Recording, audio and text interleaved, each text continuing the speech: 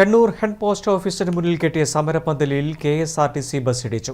പന്തൽ കെട്ടുകയായിരുന്ന തൊഴിലാളിക്ക് വീണ് പരിക്കേറ്റു. ബുധനാഴ്ച ഉച്ചയോടെയാണ് അപകടം.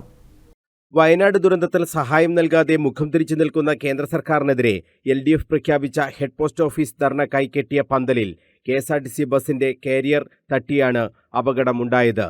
ബുധനാഴ്ച ഉച്ചയ്ക്ക് 12 മണിയോടെയായിരുന്നു അപകടം. ബസിന്റെ മുൻഭാഗം പന്തൽ കടന്നുപോയെങ്കിലും കാരിയറിൽ പന്തലിന്റെ ഭാഗം കുരുങ്ങുകയായിരുന്നുവെന്ന് ദൃക്സാക്ഷി പറഞ്ഞു. മറ്റു ബസ്സുകൾ പോകുമ്പോൾ തങ്ങൾ മുന്നറിയിപ്പ് നൽകിയിരുന്നതായും ദൃക്സാക്ഷി പറഞ്ഞു. നമ്മൾ പോകുമ്പോൾ ഓരോ കോഴിക്കോട് ബസ് പോകുമ്പോൾ നമ്മൾ പറയുന്നുണ്ട്, ചങ്ങായെല്ലാം പറയുന്നുണ്ട്, മുകളിൽ തട്ടുന്നുണ്ട്, നോക്കണമെന്ന്. മറ്റേ ഒരു ചാക്കും കെട്ടിൽ വെച്ചിട്ട് കോഴിക്കോട് ബസ് പോയിന്, അതേതോ കഴിച്ചില്ല ഈ ഭാഗ്യത്തിന്. ഇത് KSRTC വന്നിട്ട് കൊളത്തി പോസ്റ്റ് മുറിഞ്ഞ് ഇപ്പം ചങ്ങായി പെട്ടെന്ന് വീണ് കൊണ്ടുപോയി. പന്തൽ കെട്ടുകയായിരുന്ന ഇതര സംസ്ഥാന തൊഴിലാളിക്ക് വീണു പരിക്കേറ്റു. ഷീറ്റ് കൊണ്ട് കഴുത്തിന്റെ ഭാഗത്ത് മുറിവേൽക്കുകയും ചെയ്തു. ഉടൻ തന്നെ തൊഴിലാളിയെ ആശുപത്രിയിൽ എത്തിച്ചു.